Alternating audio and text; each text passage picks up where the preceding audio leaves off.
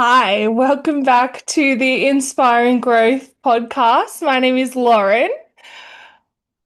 What a year, hey? What a year it has been. First of all, just introduction, want to just acknowledge that, wherever you are on your journey is exactly where you need to be. And I truly and honestly believe, and I say this at the start of every podcast that I do, that if you are here and have been attracted to this episode, there's something in here for you. The art of storytelling is that we take exactly what we need from what's given based on where we're at and what we're ready to learn and understand about ourselves. So let's get into it. So today's episode is going to be a bit of a reflection for me because obviously I've been a bit absent for a little while, and just acknowledging that is because of I lost my baby girl, and last year was incredibly challenging for me, and I just needed to take some space from life in order to gather myself. I've also been facilitating the Soul Collective since the end of August last year. So still working away at that. We're 5 months in, so we've got another 3 months to go, which is very exciting.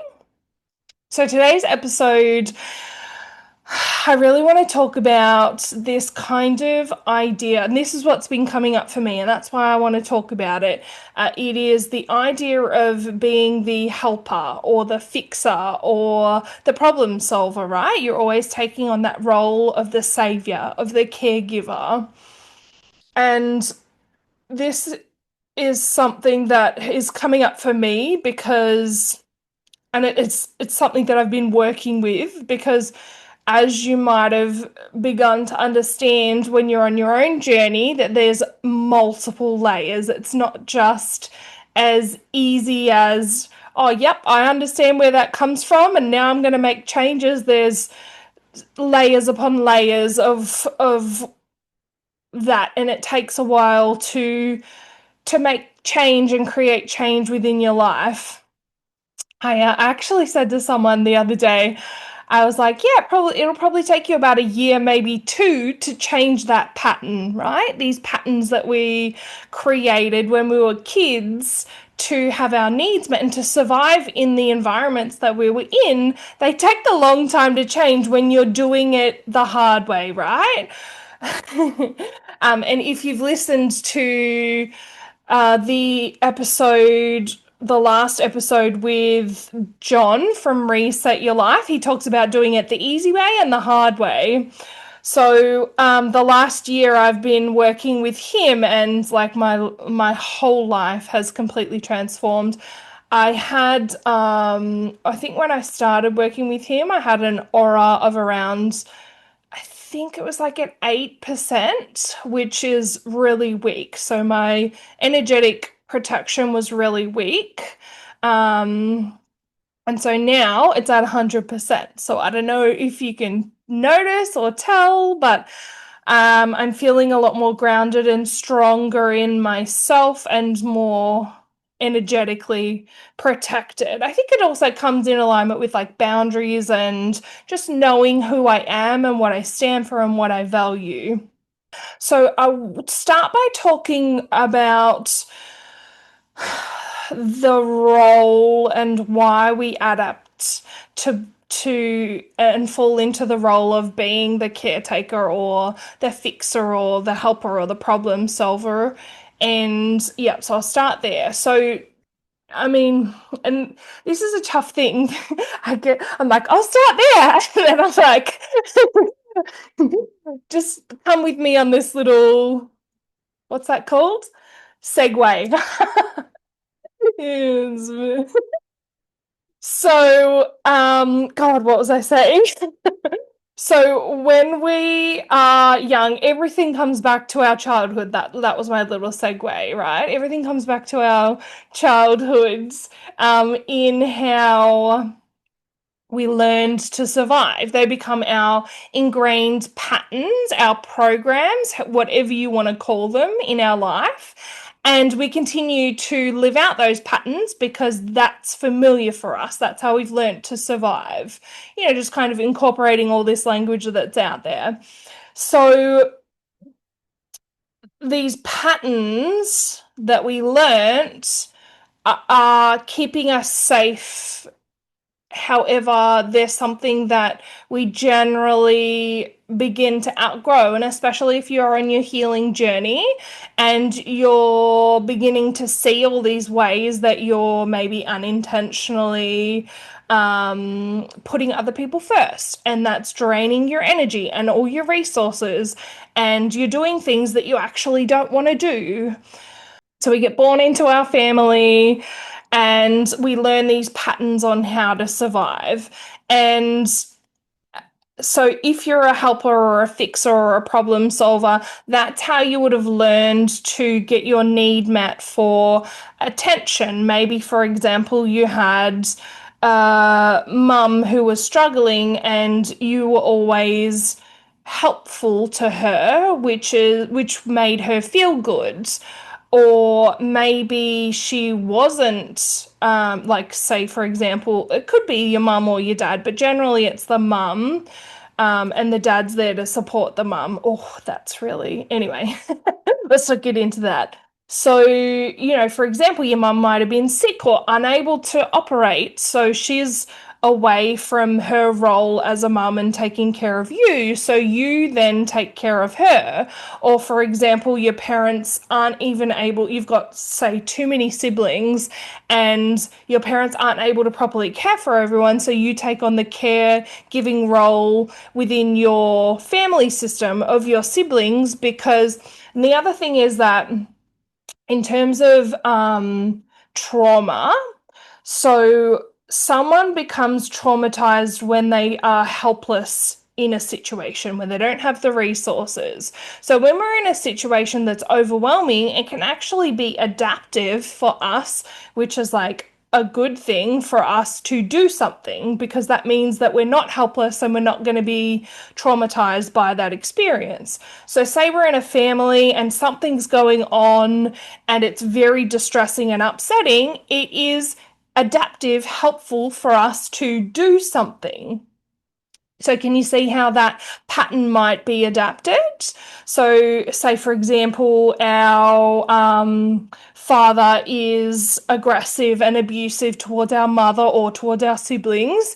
It can be helpful for us to try and say, stand up to him or take our siblings away, or, try and mitigate this conflict between the two of them, because then that brings us out of that state where we feel helpless, right? So can you see how that kind of serves us then? It can also be that we never felt valued otherwise. So, for example, if we're a part of a family who values contribution, we didn't receive appreciation or attention or anything unless we were helping out. So then we've learnt and internalized that in order for me to be valued and to be seen in amongst this world, I need to be helping out. It's also a part of our society is kind of this moral view of we need to be helping others. So we're talking about, because I'm hearing that there's like, you've got the light side, which serves you, which is that we should be helping other people in the capacity that we can. And then you've got like the shadow side, which is where we help other people regardless of if we have the capacity and the resources. Does that kind of make sense? So I'm not saying that it's one or the other. I'm saying that you've got two sides of the flip coin. And what happens is when we're young, when we're kids, we just continue to run that pattern of being the fixer, the savior, the helper, without checking in with ourselves around our own resources. Does that kind of make sense? I know I just went on a bit of a tangent in talking. So that's where it comes from and how it's not serving us. So we continue to try and have this need met underneath. And, I just want you to think to yourself, what might that need be for you in being the savior, in being the helper, in being the fixer? For me, that was definitely um, that was definitely how I got my needs met, being the good girl, being the one to always put my hands up. It always meant that I was needed. That's the big one, right? And this has been something that since I've been coaching, right? Because coaching is another way for me to be needed because people need me, they need my help. And so, it's been super interesting, this whole journey. And it's like at every stage, no matter where you are, you'll access different layers of the same thing, right? So before it was me just thinking that in order to have friends, I had to be helpful to them, otherwise, they wouldn't want me, which is, I'm sure that a lot of you can understand. And then just kind of coming to the realization that I'm valuable whether I help out or not, and I'm worthy whether I help out or not. And then once I was able to see that, I then began to create friendships in my life where they wanted to be around me, not because of what I did for them or gave to them, just because they enjoyed my company. And that was a really, really, really, really hard shift to make, especially going from these kind of transactional relationships where it was only if I did something that I was useful or good or they wanted to be around me. And I'm not to say that they were all like that, but that's kind of how it felt. If oh, this memory just popped in when I was this going back to this kind of transactional relationship. When I was 16, I wanted to have my friends over for my birthday.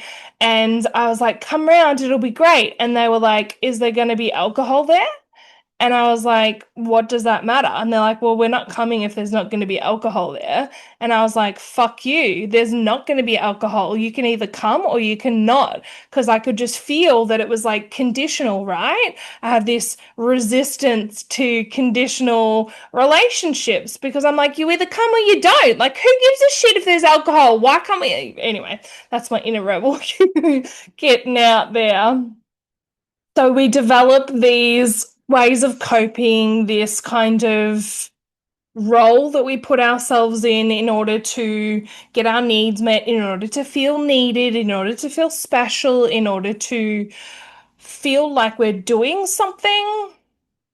And then, this is kind of where a lot of women reach the point of burnout because they get to the stage where they're giving, giving, giving, giving, giving, and expecting to receive back, but they actually don't have the capacity to receive because they never learn how, right? So they learnt that in order to receive, you need to give, but they actually can't receive. So they're just giving, giving, giving, giving, and not getting anything in return. And so they reach this point of burnout and they go, oh, like I can't do this anymore. Something needs to change. And this is also kind of where we might get to the point in our journey where we start realizing that we need to make change and we begin our healing journey. A lot of women might be able to understand or empathize with that. So just to kind of bring us back into how we move ourselves out of this role is that we return ourselves to a sense of agency. So, agency means that we have the power of choice. Now, if we are running our programs and our patterns and our thoughts and our behaviors automatically, autonomically, unconsciously, and we're not aware of them, that means that we don't have a choice. So then the first step is to become aware of them. So become aware of the things that aren't serving us, our behaviors, our thoughts, our patterns, and then we have a choice. But the next step is actually creating the change. So our mind body system likes to keep us in the safe, likes to keep us in the familiar because it is known and it is, we have lived it, right? So if we have survived something, it is safer than if than something that is unfamiliar. And that's kind of where you get the whole stuck in the familiar hell because your mind and body are just focused on surviving. And surviving means going through the same things that you've always gone through. And that's kind of where this whole repeating patterns comes in. And you know, that's kind of the outside thing, perspective, view of how you can see that something is not right, something needs to change. So returning ourselves back to a sense of agency gives us choice. We notice the pattern, we understand the pattern, how it's not serving us, and then we create change. But that's where self-sabotage comes in because our mind-body system is not focused on making us happy, it's just focused on us surviving. So how do we kind of, move through that? Um, Now, I wanted to talk about because I've built this incredible connection with my subconscious mind, right? So I'm able to receive lots of intuitive information. I just somehow know stuff. I am able to tap into lots of other things, including other people's energies. Um, and I can also hear what's going on below the surface for myself. So I'm very aware of what's happening. Now, I think it was a couple of days ago, I received this kind of intuitive message that it was time for me to, because I'd been noticing around myself other people, uh, problem solving, fixing, helping, being that kind of savior. And then I reflected on myself, and then I realized that I was falling into that role with a lot of the relationships in my life. And I was like, all right, I got to pull back my energy. Now, I just wanted to share because I have this really, really cool thingy-mabobby. Beautiful. So I just wanted to share, this is a diagram that I have created around responsibility. So generally in life, there are three terms of responsibility. So the one that we all want to aim for is this kind of healthy responsibility, which is where we're able to focus on our feelings, responses, reactions, and behaviors. And this is what we can control. And we kind of heard this in the healing space. Now, when we focus on what we can control, where do we think our energy goes? It goes towards ourselves. You see my little beautiful love heart there? Now, when we focus on other people's feelings, responses, reactions, and behaviors, is this something that we can control? No, logically, no, right? But this is kind of the space of where we get into that people pleasing, that savior complex, because we're trying to navigate, mitigate, manipulate other people's behaviors so that we can stop feeling how we feel because of what's going on with them. Now, in this space, our energy is going towards them. So, what do you think that leaves us feeling? It leaves us empty because we're not able to focus on our feelings, responses, reactions, and behaviors.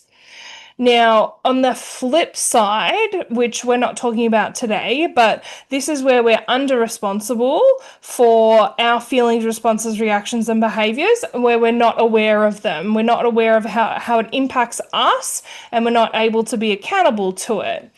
And our energy again here goes away from us. So, in order to return ourselves to a sense of agency, we need to bring our focus on our feelings, responses, reactions, and behaviors.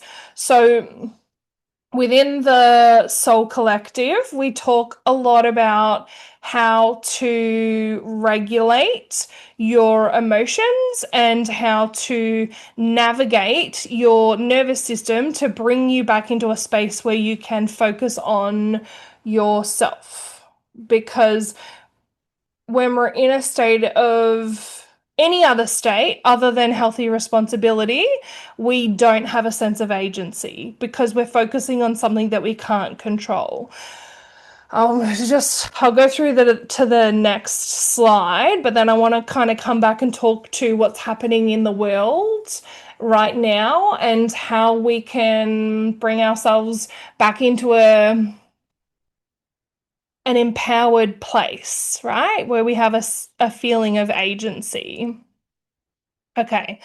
So these, I'm not going to talk about under responsible because that's not what we're talking about in today's episode. We're just going to focus on healthy responsibility and over responsibility. So when we have a sense of healthy responsibility, again, it's that energy towards ourselves. The symptoms are that we're able to handle changes in emotions and life. We're able to care for ourselves, prioritize ourselves, and be accountable for our own actions and behaviors. And that means that if we do something that impacts someone else, we're able to be like, oh, hey, man, I know that this happened, and I just wanted to let you know that I can see how that's impacted you. That's a really difficult one and something that isn't as much peddled in the healing space. It's more peddled in the relationship space because, yeah, anyway, I'll talk about that another time. So when we look at over responsibility, our symptoms here are that we feel responsible for others' actions, behaviors, and emotions. We try to fix or help them and their problems. We focus on others' well-being before our own.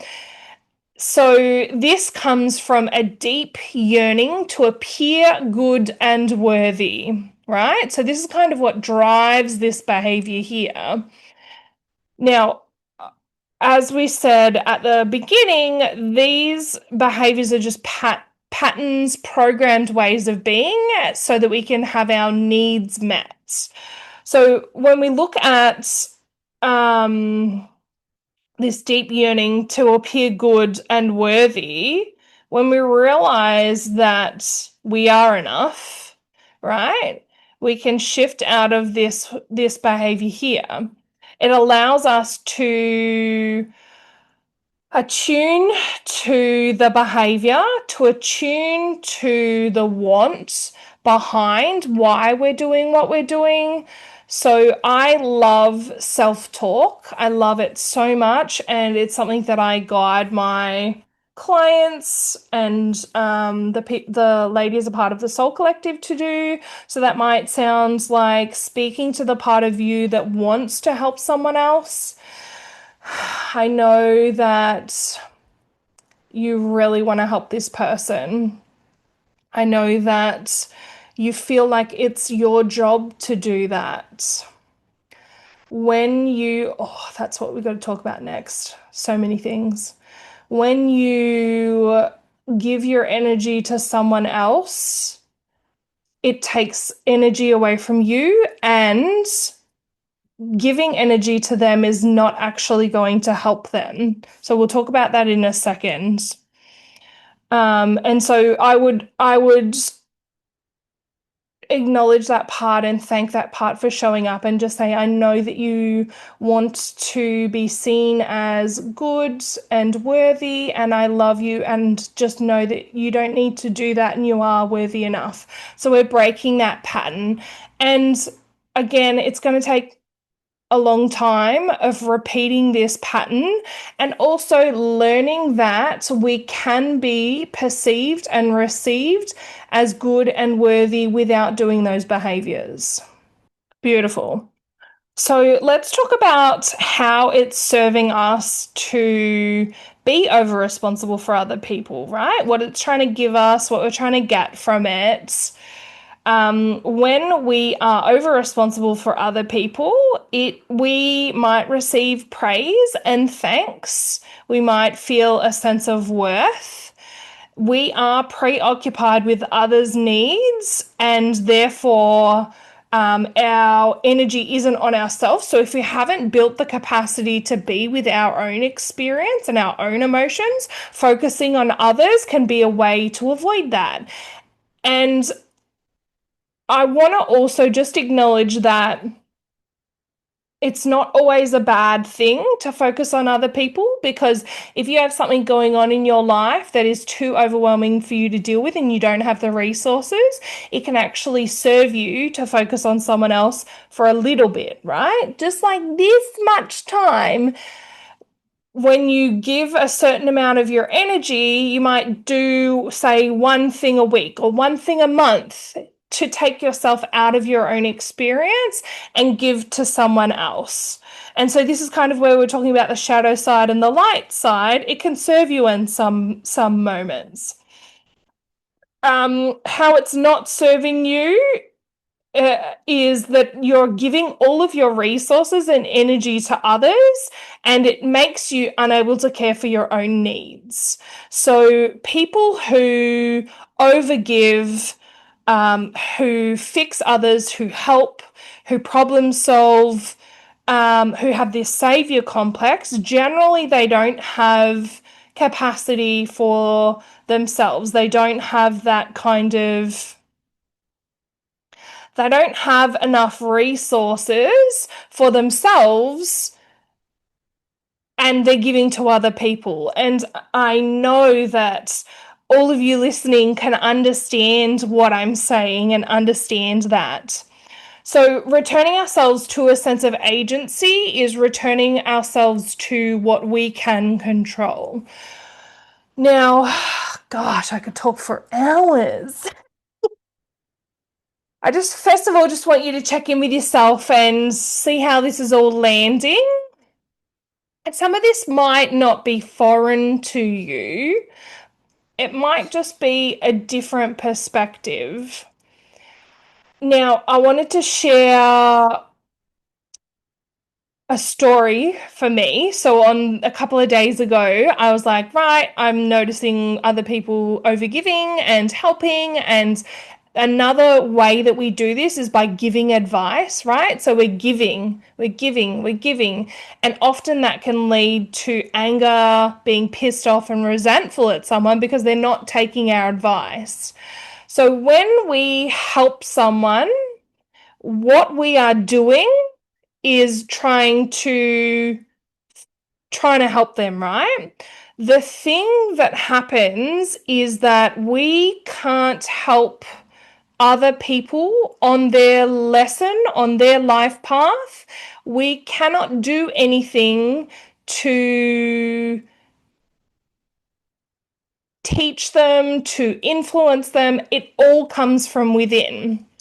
Now, this is something that, if you've ever worked with me, I'll cover in great detail, but everybody is on their own path and has their own lessons to learn. So when we try to jump in and give someone advice, resources, what we're doing is we're interrupting their path, and they are not able to learn the lessons that they need in order to create the change in their behavior, right? So, say someone is, all right, so I'll go to the extremes and I'll talk about alcoholism, right? So, say someone is drinking, often drinking well, let's not even say drinking so that it's damaging their life, but say someone is drinking every night and they just aren't aware of how that's impacting them. If we come in, and this is something else that I teach, if we come in and try to help them by saying, "Hey, this isn't helping you, you need to stop," they see that as an external pressure, an external force, right? So they have two options. They can either give in or push against. Now, one of our biggest human needs is to maintain a sense of autonomy, which means that we need to come to our own truth. We can't follow other people's truths. So when someone else gives us their truth and we collapse and take it as our own, we actually haven't learned the lesson, which means that our behavior won't change. Does that kind of make sense?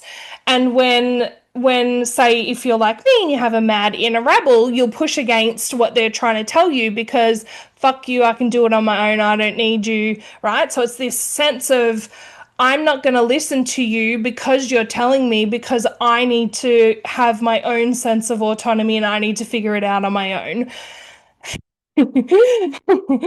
Does that make sense? And so we can't, when we try to intervene in someone else's struggles and help them, right? Give them advice, give them resources. We're just prolonging their suffering where they are. People, and this is so tough.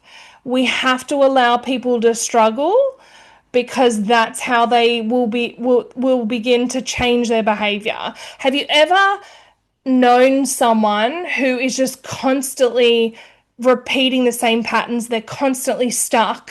They have people around them who it just appears that they're enabling them because they're just trying to help them. They're always helping, always giving them money, always doing this, always, trying their best to help them, but the person that they're helping keeps doing the same thing. It's because they haven't learnt the lesson that the struggle teaches them. And this is something that I say often. And I found the original quote, and it's from Abraham Hicks.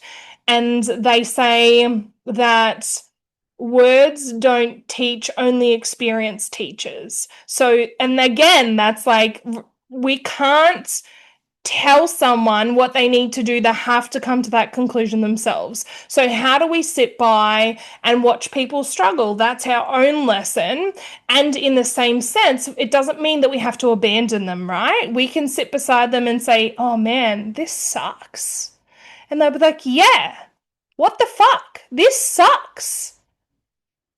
And that's, again, means that we have to be able to sit with our feelings. And don't you worry, I still revert back to advice giving, and I'm like, damn it. Again, if I'm always giving advice and sharing things with people, that's me giving away my resources, and I'm the one who ends up paying. So if you focus on yourself. Now, the other thing, oh God, so many things. Right. So go back to a couple of days ago when I had this thought that I need to focus on myself. I want to bring my energy back to me and stop giving it out to everybody else. So I'm like, yep, I'm going to do this. It's going to be great. And then I delivered food, because I do food deliveries in amongst my coaching, and I delivered food to a house, and the lady was very gaunt, and it was clear that she was on drugs. She had a 4 to 6 year old boy, and when I got there, she just started screaming at him because he was like, "It's DoorDash!" And he was so excited, and she's swearing, screaming at him. He comes to the door, opens the door, and then she grabs him throws him inside and then screaming and yelling at him. And then I see there's this couple sleeping on a lilo in the room that I can see. Like it's just it was horrible. And I felt so uncomfortable. And I was just like, this is not okay. She was like, you fucking, and she was like going off at him.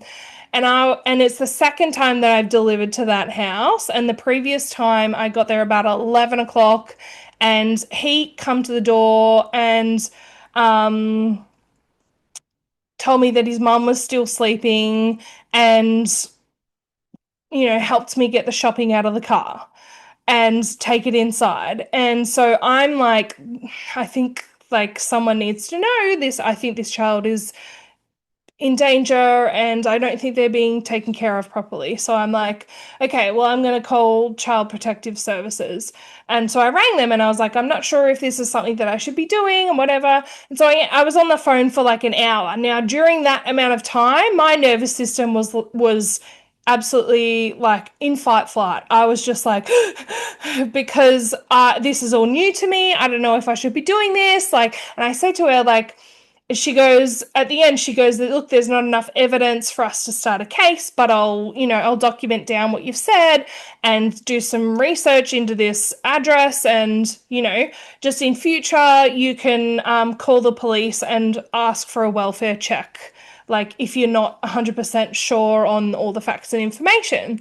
And then afterwards, I was like, oh my God, I did exactly what I said that I didn't want to do, right? Because I'm like, it's not my responsibility. Like we think, and this is the other thing, because, and I was saying to my friends the other day, I was like, we think like we kind of have this God complex and we think that we know what other people should be doing and we know what's right. And so we try to get involved and get in the way of other people's life. So to help them be where we think that they need to be, right? So I'm like, this is like child neglect. This is horrible. This shouldn't be happening. So then I'm like, well, I'll get involved because I want someone to help fix it.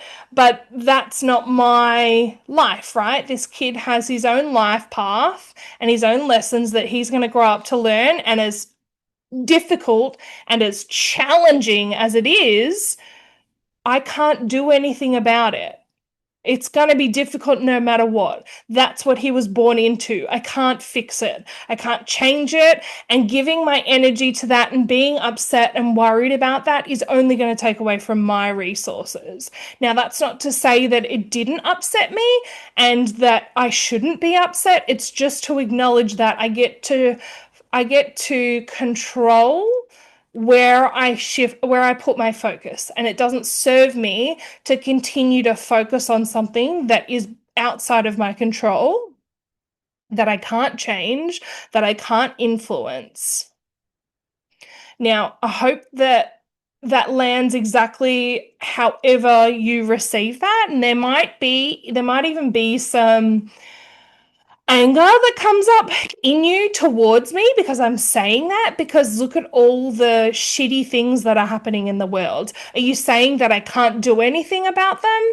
And that's not to say that you shouldn't do the things that align with your values. In that instance, I'm very well resourced right now. So I had the time and energy and space to give to that situation.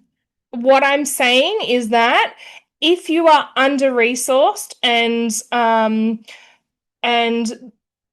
don't have the capacity, or if you're struggling in yourself, then you should not be giving to other people. You should be just focusing on you. Only when you feel nourished, resourced, can you then give to the people around you. And that's not to say that you shouldn't, but if you're just constantly giving, like it needs to be a balance, right? If you're just constantly giving from this empty tank, you're never going to be full. So you need to learn how to give to yourself so that you can give to others.